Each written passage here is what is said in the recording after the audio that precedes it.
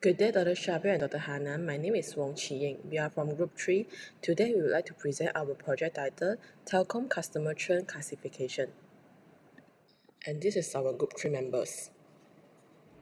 Greetings to Dr. Shabir and Dr. Hanan. My name is Jocelyn Lee Choi Yen and I'll be presenting about the background and significance of our project. Firstly, the telecom industry faces high customer churn because of its intense competition. Next, it is important to understand that retaining customers is actually cheaper than acquiring new ones. Thirdly, most customers churn early in their relationship, which is often within the first few months of their purchase. Next, customer tenure, which is how long a customer stays with the business, is a potential early signal to potential churn. Lastly, analyzing tenure helps to understand why customers leave, which enables business to prepare required strategies to retain the customers. Perform the data cleaning by removing some blanks and also adding some indicators such as the financial indicators for deeper insight. We also integrate some industrial benchmark such as the Deloitte 2024 churn to enrich the context, and also we employ the various visualization to narrative the data such as the cluster bar chart, pie chart, waterfall chart, stacker bar chart. For example, to the impact of the demographic like dependents and senior citizen status on the retention. We also create some interactive dashboard to explore the effect of the payment methods and paper billers on the churn that build a very comprehensive data story from raw data through the visualization and framework. So there is some outcomes include identifying the churn and effective contract strategies. So we have total 5 business questions in this project, covering demographics, contract, service, billing behavior, and also customer tenure. These questions are aimed at understanding what drives churn and also how to reduce it. Good day, mga kapatid. My name is Jia Yu, and now I want to present about the first research record. The first research record is what are the key demographic characteristics of customers who are more likely to churn. The aggregate record, there are 5 categories were developed. The first category is more prevalent among male or female. But this class is almost equally prevalent among male and female.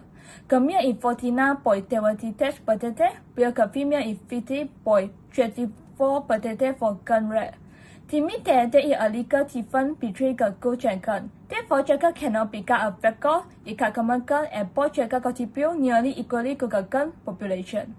The second category is senior citizens more likely to churn than younger customers. But this class, senior citizens is 35.47%, where younger customers is 74.53% for churn rate. This suggests that younger customers are more likely to churn than senior citizens.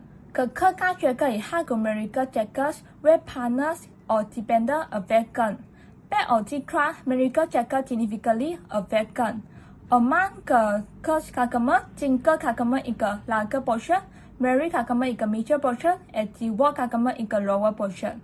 Regarding partner and dependent checkers, more of the current customers are people without a partner and people without a dependent. Therefore, this suggests that customers without a partner or dependent with a single customer were more likely to churn than the customer with a partner or dependent with a married customer or divorced customer. The fourth category is churn different by age group or life group. But on this class, churn could differ by age group. The majority of customers are under 30 years old, while customers who are over 30 years old has a smaller portion of churn. This suggests that younger customers are more likely to churn compared to older customers. The last category is are they financial factors in customer churn behavior. Based on this class, there are significant financial factors in customer churn behavior. Among the customers with medium financial level are the largest, followed by customers with high financial level and customers with low financial level. This suggests that customers with medium financial level are more likely to churn than others with financial level. Now I want to present about the recommendation. Telco companies should seek out marketing projects that match their high-risk customer behavior pattern and demographic characteristics. Telco companies that provide personalized plans with a higher churn demand. For example, younger, single, and medium financial level customers.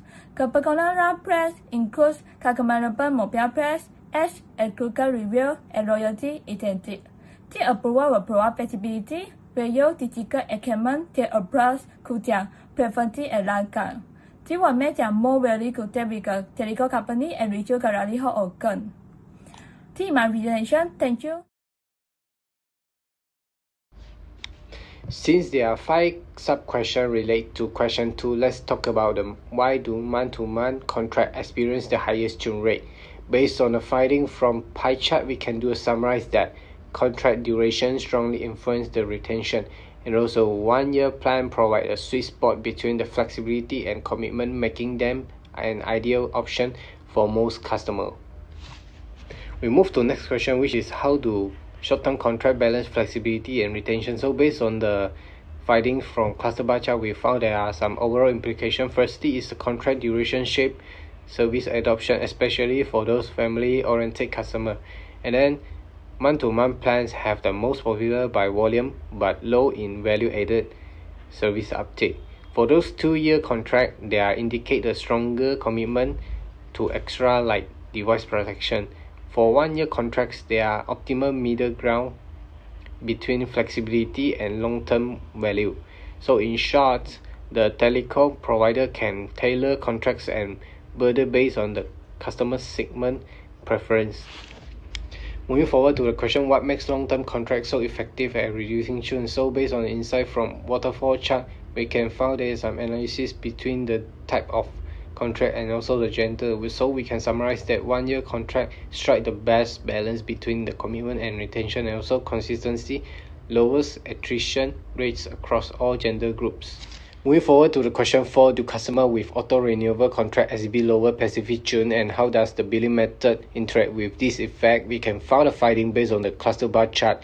So it was a higher churn rate observed with the paperless billing include the bank transfer and credit cards, while the traditional payment methods show more complex churn pattern like mail check and also electronic check. So we can do the summarize that paperless billing tend to increase the churn for automated payment system, and for traditional payment type, the churn impact the paperless billing is more varied and unknown. So the disparity in the churn suggests that the payment method prefers correlate with the customer segment. Based on finding from cluster bar chart, for the last question, we can do a summarize that customer without dependent consistently churn more than those with dependent, seen act as a stabilizing factor, lower churn across all the contract type, while the family responsibility like a discourage switching due to the great inconvenience of moving multiple service, while the higher satisfaction with stable family plans. This effect is more pronounced in month-to-month contract but holds true across all duration. Based on a critical question, we found that a strategy solution for the business which the company must balance the contract flexibility with the retention needs as customer preference vary, and also the data can identify at risk and guide target offer like loyalty rewards or the special discount. For tactic and future trend, it can be analyzed customer behavior to identify at-risk user earlier, which enable the proactive intervention like tailored discount and service upgrade. It can also blending an analytic human-centered strategy builds adaptive and resilient retention system. Hi, I'll be presenting our findings on research question 3. What services are commonly associated with higher churn? Our analysis of 5 key services reveals surprising insights that challenge conventional assumptions about which services truly drive customer loyalty in telecommunications. Okay, let's start with 2 services showing dramatically different impacts. Online security emerges as a strong retention driver. Customers lacking online security show markedly elevated churn rates. This service builds fundamental trust and addresses core customer anxieties about data protection, creating psychological dependencies that significantly increase switching costs. The strategic implication is that online security should be repositioned as a core component of your value proposition, not an optional add-on. Streaming TV presents a fascinating contrast. Despite expectations that entertainment services create sticky relationships, streaming TV should remarkably neutral churn behavior. Why is it like that? This is because customers perceive streaming as easily substitutable given the proliferation of Netflix, Disney+, and other platforms. Strategic takeaway is use streaming services for customer acquisition, not as retention. Tech support stands out as our most significant predictor of customer retention. Customers without technical assistance experience substantially elevated churn rates. Technical issues create cascading negative experiences, but effective support transforms these into loyalty building opportunities. The strategic implication is treat tech support as a critical infrastructure, not as a cost center. Phone service show near universal adoption, limiting its utility as a churn discriminator. Customers view it as a fundamental utility requirement, not a differentiating feature. Focus should be on maintaining quality standards rather than promoting adoption. Device protection demonstrates moderate correlation with churn behavior. It functions as a complementary retention mechanism, working most effectively when bundled with other services. Strategy should be targeted towards high device value customer segment and integrated within premium service tiers. Our analysis reveals a clear hierarchy that should drive strategic resource allocation. High priority should be given to tech support and online security. These are our retention powerhouses that directly impact customer loyalty. Medium priority involves using device protection strategically through targeted bundling for high-value device customers. Finally, organizations should recalibrate expectation by positioning streaming TV as an acquisition tool rather than retention mechanism, while maintaining phone service quality without over-investing in adoption drives. Next, I would like to present about our research question 4, which is how does money charges and total charges related to churn behavior. There are a total of 5 sub-questions in this research question. In question 4.1, we categorize customer by monthly charges, which is low, medium, and high. The data show that churn is highest in the high charges group, where 1,274 customers left compared to only 188 in the low group.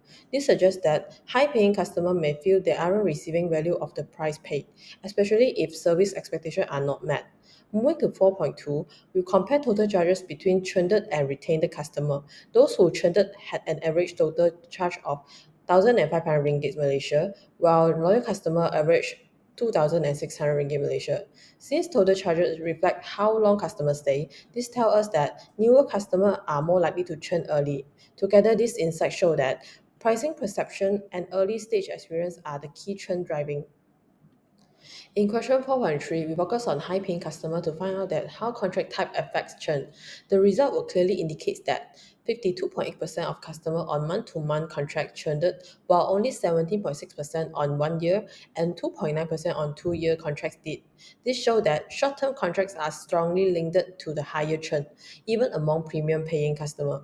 In 4.4, we explore how payment method related to churn for high bill customer. Those using electronic checks has the highest churn rate at 45.3% compared to only 15.2% for credit cards and 16.4% for bank transfer. This implies that manual payment methods may create friction or reflect lower engagement, leading to higher churn risk. Altogether, this payment highlighted that the importance of offering long-term contracts and convenience of auto payment option to retain high-value customers. And finally, in question 4.5, explore whether there is a pricing sweet spot for the churn control. We found that the high charges group had the highest churn rate at 35.5%, while the medium group with the range between 35 to 69 ringgit had the lower churn rate at 23.7%, and the low group just 10.9%. This clearly shows that customers in the 35 to 69 ringgit range are more likely to stay, likely due to the balance of affordability and service value. It highlights that pricing strategy play a critical role in customer satisfaction and long-term retention. In short, this dashboard summarizes our findings, showing that high charges, short-term contracts, and manual payments lead to higher churn. And mostly importantly, we identified a pricing sweet spot between 35 to 69 ringgit, where churn is lowest. This gives telco companies a clear direction to improve customer retention. Based on this insight, we propose 5 key recommendations. Firstly, telecom company can offer loyalty rewards to high-paying customers to improve their perceived value. Second, they can improve onboarding for new users since early stage churn is high. Third, they can encourage long-term contracts for month-to-month users by offering promotions. And fourth, incentivize auto payment methods, which are linked to higher retention. And finally, focus pricing plans around the 35 ringgit to 69 ringgit range, which has the lowest churn rate. This is the business sweet spot for stabilities. Greetings, professors. My name is Jocelyn Lee, and I'll be presenting about the last research question for this project, which is, can customer churn be used to predict churn? The first sub-question is, what is the average tenure of churn versus retained customers? Based on this clustered column chart, we can see that churn customers have an average tenure of 18 months, while retained customers stay for around 38 months on average. So there is a clear indication that shorter tenure is linked to higher churn risk. Meanwhile, the second sub-question is, are customers more likely to churn within their first 6 months or after a certain period? Based on this stacked column chart, we can see that 744 customers churn within the first 6 months, while the churn declines sharply after this period. So this indicates that the first 6 months are the most vulnerable period for losing customers. Moving on to sub-question 3, which asks, how does churn rate change over different tenure brackets? We can see from this 100% stacked column chart that from the beginning to the 12th month, the churn rate is about 47.7%. Then from 13 to 24 months, the churn rate is 28.7%, while for more than 25 months, the churn rate is 14% only. This shows that the longer the tenure, the lower the churn rate, which also indicates that retention improves after the first year. Next, for the fourth sub-question, which asks, are long-tenured customers more likely to be on longer contracts or bundled services? From this clustered column chart, we can see that 2-year contract customers have highest tenure, which is approximately 60 months, while month-to-month customers churn earlier from around 14 to 21 months. This indicates that longer contracts will allow longer retention and lower churn. Lastly, to answer the last sub-question, which is, can we use tenure to predict future churn and intervene early? We use key influences graph to analyze.